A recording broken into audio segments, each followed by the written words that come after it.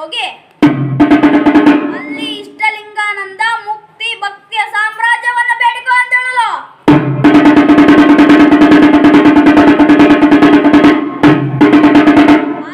ಆಗಲಿ ಎಂದು ದೇವ ಎಂದು ಹೇಳಲು ಆಗ ಶ್ರೀರಾಮಚಂದ್ರನಿಗೆ ನಮಸ್ಕರಿಸಿ ಅಲ್ಲಿದ್ದ ಭೂಲೋಕಕ್ಕೆ ಹೊರಟು ಬಂದನಪ್ಪ ದೇವ.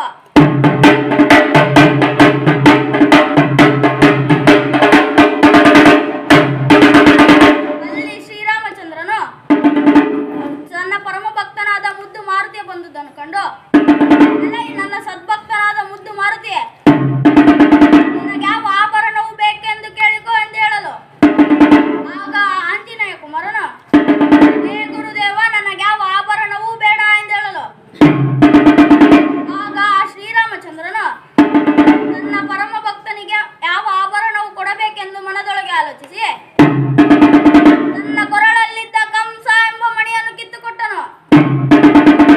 ಆಗ ಆ ಆಂಜನೇಯ ಕುಮಾರನು, ಹೇ ಗುರುದೇವ, ನನಗೆ ಯಾವ ಈ ಹಾರವೂ ಬೇಡ, ಕೊಡುವುದಾದರೆ ಇಷ್ಟಲಿಂಗಾನಂದ ಮುಕ್ತಿ ಭಕ್ತಿಯ ಸಾಮ್ರಾಜ್ಯವನ್ನು ದಯಪಾಲಿಸಿ ಎಂದು ಪಾದ ಕೆಳಗಲು.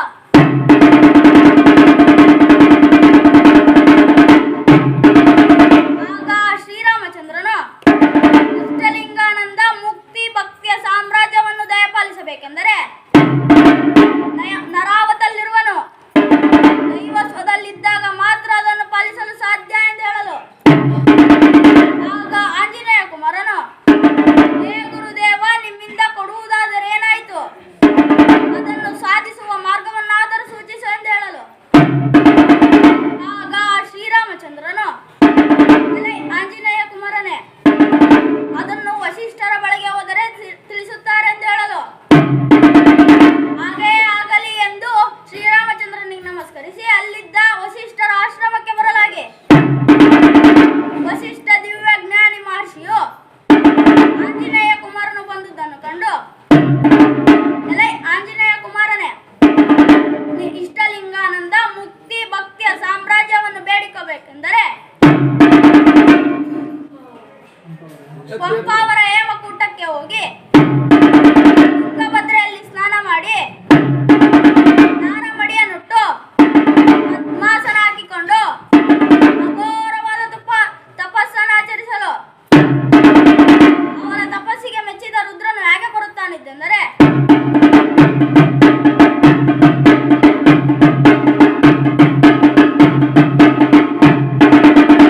ಹುಟ್ಟುವಾಗಲೇ ಹೂವಿನ ಕಾಶಿ, ವಿಷ್ಣು ಕಾಶಿ, ಮಂಜುಳ ಕಾಶಿ, ಇನ್ನುನ ಹೊನ್ನಿನ ಆವಿಗೆ.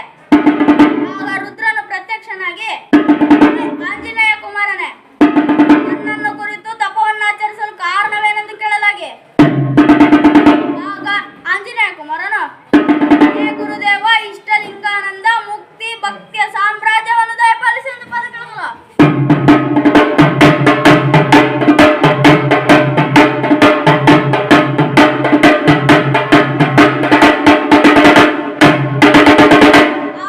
ಶ್ರೀರುದ್ರನು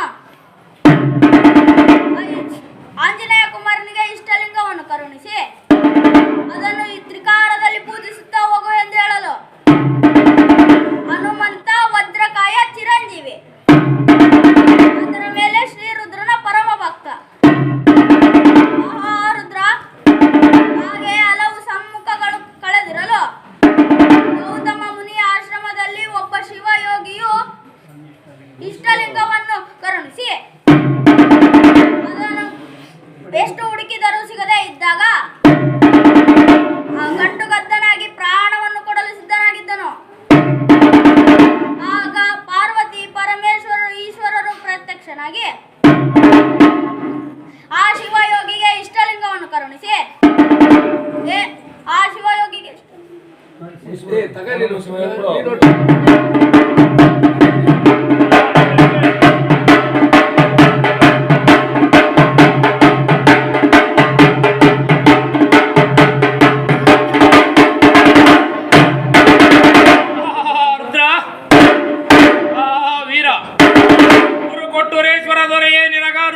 ಸರಿ ಸರಿ ಎಂದವರ ಅಜ್ಞಾನ ಅರಿಯೇ ಬಹುಪರಾಕ್. ರುದ್ರ ವೀರ ಶರಣ ಕುವಲಯ ಚಂದ್ರ ಜಯ ಬಸವರಾಜೇಂದ್ರ ಶರಣ ಗುಣಗಣ ನಾಶ ಜಯ ಬಸವ ಜಗದೀಶ ಶರಣಗತೋದ್ಧಾರ ಜಯ ಬಸವ ಗಂಭೀರ ವಾರ ನಿಧಿ ಗತ ವಿಕಾರ ಪರಮ ಮಹದೈಶ್ವರ್ಯ ಜಯ ಬಸವ ಗುರುವರ್ಯ ವೈದ್ಯ ಲೀಲಾಂಕ ಜಯ ಬಸವ ನಿಶಾಂಕ ಹೊರೆಯನ್ನಂ ಬಸವ ಭಕ್ತರ ಹೃದಯದೊಳಗೆ ಸವ ಚಿಜ್ಯೋತಿ ಸತ್ಯಭೂತಿ ಅನಂತಿ ನಾಮಾವಳಿಗಳಿಂದ ಬಿರುದಾಂಕಿತನಾಗಿ ಶಿಕಾಪುರದಲ್ಲೇ ಶಿಖರವನ್ನೇ ಸೃಷ್ಟಿಸಿ ಬೇಡಿದ ಭಕ್ತರ ಇಷ್ಟಾರ್ಥವನ್ನು ಪೂರೈಸಿ ಮಾಘ ಬಹುಳ ಮೂಲ ನಕ್ಷತ್ರದ ಸಮಯಕ್ಕೆ ಸರಿಯಾಗಿ ಗಿಣ್ಣದ ಹಾಲಿನ ಪ್ರಸಾದವನ್ನು ಪಡೆದು ಸರ್ವ ಸದ್ಭಕ್ತರಿಗೂ ದರ್ಶನವನ್ನು ಕೊಡುತ್ತಾ ಆಶೀರ್ವಾದವನ್ನು ನೀಡುತ್ತಾ ರಥವೇರುತ್ತಿರುವ ಕೊಟ್ಟೂರು ಗುರುಬಸವೇಶ್ವರರು ನಂತರದ ಸಮಯದಲ್ಲಿ ರಥವನ್ನೇ ಹೋಲುವ ಕಚ್ಚಿನ ಮಠದ ಈ ದಿವ್ಯ ಸಾನ್ನಿಧ್ಯದ ಸನ್ನಿಧಿಯಲ್ಲಿ ಶಿವೈಕ್ಯನಾಗಿರುವ ಕೊಟ್ಟೂರು ಗುರುಬಸವರಾಜೇಂದ್ರ ಸ್ವಾಮಿ ಯತಿಕುಲ ಚಂದ್ರ ಬಹುಪರ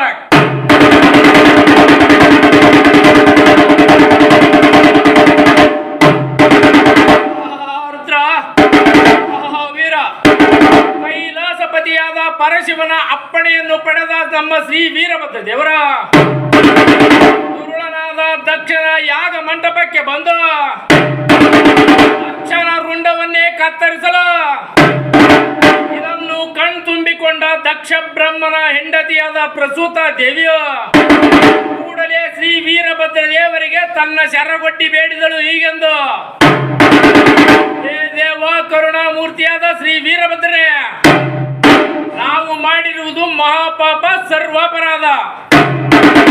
ನಮ್ಮ ಮಹಾಪಾಪ ಸರ್ವಾಪರಾಧವನ್ನು ಮನ್ನಿಸಿ ನನಗೆ ಮುತ್ತೈದತನವನ್ನು ದಯಪಾಲಿಸಬೇಕು ದೇವ ಎಂದು ಶ್ರೀ ವೀರಭದ್ರ ದೇವರ ಪಾದಕ್ಕೆರಗಲು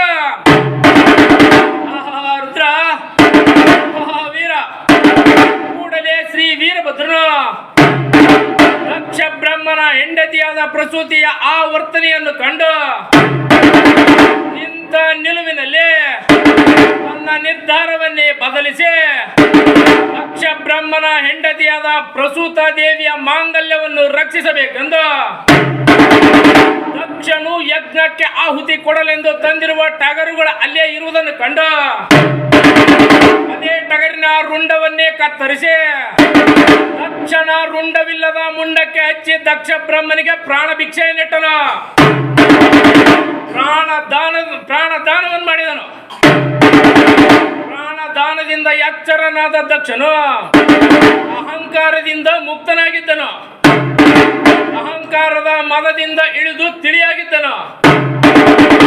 ಈ ವೀರಭದ್ರನನ್ನೇ ಕಂಡನು, ಶಿರಬಾಗಿದನು, ಶಿರಷ್ಟಾಂಗ ನಮಸ್ಕಾರವನ್ನು ಅರ್ಪಿಸಿದನು. ತನ್ನ ಮಾಂಗಲ್ಯವನ್ನೇ ರಕ್ಷಿಸಬೇಕೆಂದು ಬೇಡಿಕೊಂಡ ಪ್ರಸೂತ ದೇವಿಯು ಸಹ ಈ ವೀರಭದ್ರನಿಗೆ ಶಿರಷ್ಟಾಂಗ ನಮಸ್ಕಾರವನ್ನು ಅರ್ಪಿಸಿದಳು. ಪರುದ್ರ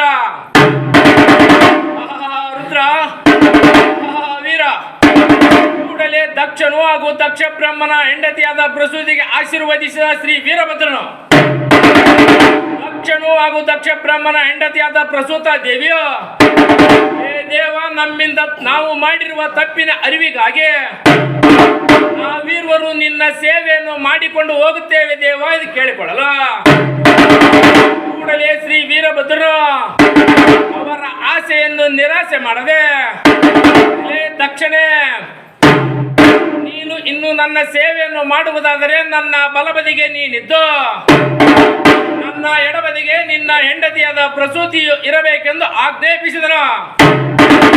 ಶ್ರೀ ವೀರಭದ್ರನ ಆಜ್ಞೆಯಾದ ಕ್ಷಣದಿಂದಲೇ ಬಲಬದಿಗೆ ದಕ್ಷನು, ಎಡಬದಿಗೆ ಪ್ರಸೂತಿ ಇದ್ದು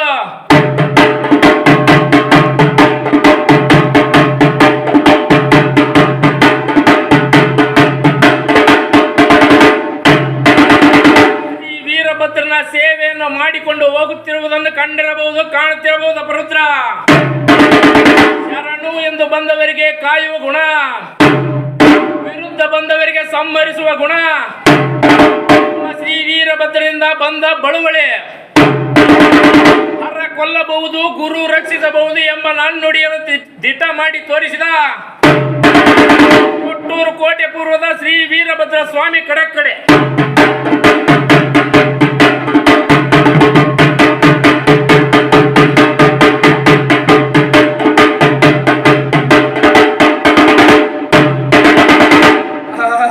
ರುದ್ರ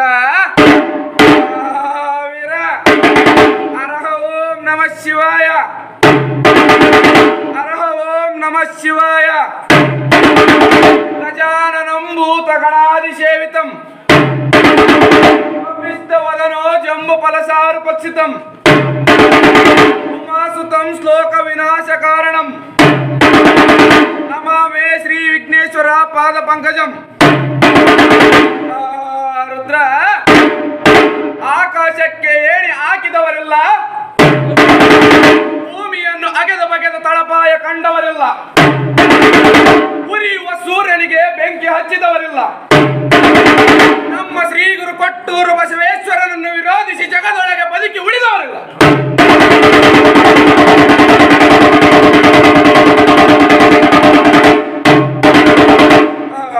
ರುದ್ರ ಹಡ್ಡಿ ಇಲ್ಲದ ನಾಲಿಗೆಯು ಕಡ್ಡಿಗೀಚಿದ ಬೆಂಕಿಯಂತೆ, ಹಡ್ಡಿ ಇಲ್ಲದ ನಾಲಿಗೆಯು ಕಡ್ಡಿಗೀಚಿದ ಬೆಂಕಿಯಂತೆ.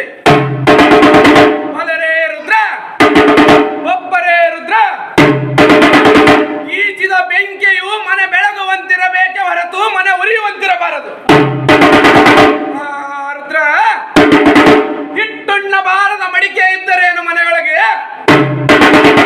ಹಿಟ್ಟುಣ್ಣ ಬಾರದ ಮಡಿಕೆ ಇದ್ದರೇನು ಮನೆಯೊಳಗೆ, ಹತ್ತೆ ಮಾವರಿಗಂಜದ ಸೊಸೆ ತಂದರೇನು ಮನೆಯೊಳಗೆ.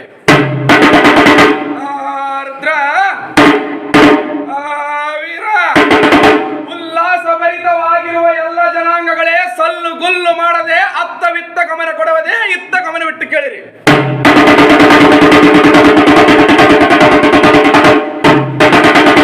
ಎನ್ನ ತನ ಎನ್ನ ದನ ಎನ್ನ ಮನ ಎನ್ನ ಸತಿಸುತ್ತರೆಂಬ ಮೋಹದಿಂದ ಘನಘಾತಕನ ಮಾಡುವುದು ಒಳ್ಳೆಯದಲ್ಲ. ಅದು ಹೇಗೆಂದರೆ ಸಾಯಂಕಾಲದೊಳ ಅನೇಕ ಪಕ್ಷಿಗಳು ಒಂದೇ ಮರದೊಳಗೆ ಕೂಡಿದ್ದರು ಪ್ರಾತಃ ಕಾಲದೊಳ ಅಗಲಿ ಹೋಗುತ್ತವೆ. ಅದು ಆಗಿರಲಿ, ತನ್ನ ಎರಡನೇ ಜೀವದಂತಿರುವ ಶರೀರವೇ ಮೃತಪಟ್ಟ ಕಾಲಕ್ಕೆ ನಾಯಿ ನರಿಗಳ ಪಾಲಾಗುತ್ತದಲ್ಲದೆ ನಮ್ಮ ಸಂಗಡ ಬರುವುದಿಲ್ಲ, ನಮ್ಮ ಸತಿ ಸುತಾದಿಗಳೇನು ಬರುವುದಿಲ್ಲ. ಅದು ಆಗಿರಲಿ, ಹೆಂಡತಿಯಲ್ಲಿ ಸುಖವೆಂಬಿರಿ, ಹೆಂಡತಿಯಲ್ಲಿ ಸುಖವಿಲ್ಲ.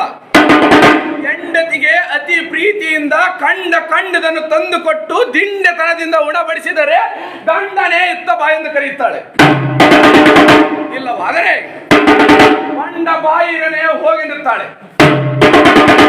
ಮಕ್ಕಳಲ್ಲಿ ಸುಖವೆಂಬಿರಿ, ಮಕ್ಕಳಲ್ಲಿ ಸುಖವಿಲ್ಲ.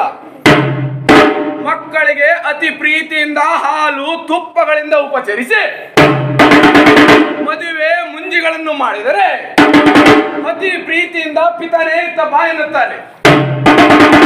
ಇಲ್ಲವಾದರೆ ಗತಿಹೀನನೇ ಹೋಗೆನ್ನುತ್ತಾರೆ.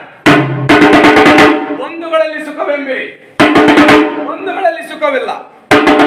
ಬಂಧುಗಳಲ್ಲಿ ಈತ ಸರಿ ಸಮಾನನಾಗಿದ್ದರೆ ಈತನಿಗೆ ಸರಿ ಸಮಾನವಾದ ಗತಿಗೆಯನ್ನು ಹಾಕುತ್ತಾರೆ. ಇಲ್ಲವಾದರೆ ಕಂಡು ಕಾಣದಂತೆ ಸುಮ್ಮನಿದ್ದು ಬಿಡುತ್ತಾರೆ.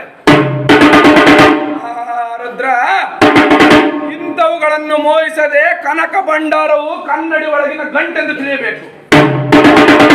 ಮಕ್ಕಳು ಮತ್ತು ಬಂಧುಗಳು ನೀರ ಮೇಲಿನ ಗುಳ್ಳೆ ಎಂದು ತಿಳಿಯಬೇಕು. ನಾನು ಮಾಡುವ ಕಾರ್ಯವೇನೆಂದು ಯೋಚಿಸಿ ಅರಿವು ಹಿಡಿದು ಗುರು ಕಂಡು ನಡೆ ನುಡೆ ಶುದ್ಧನಾಗಿ ಜನನ ಮರಣವೆಂಬ ರೋಗಕ್ಕೆ ಘನ ಪಾಂಡಿತ್ಯವನ್ನು ನೆನೆಸಿರಬೇಕು.